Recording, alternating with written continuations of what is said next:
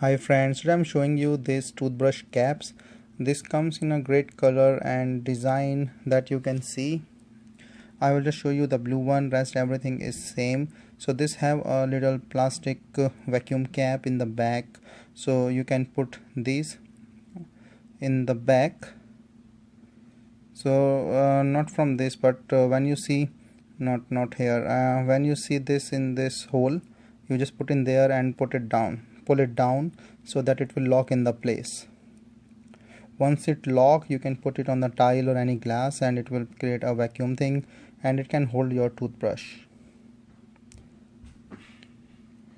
So you can put in your toothbrush. I can show you like here with the neck in the middle, and then close it. That's it, and you can just put in your toothbrush, put it on the wall or the tile, and then it's all done. Nice design and easy to clean and wash.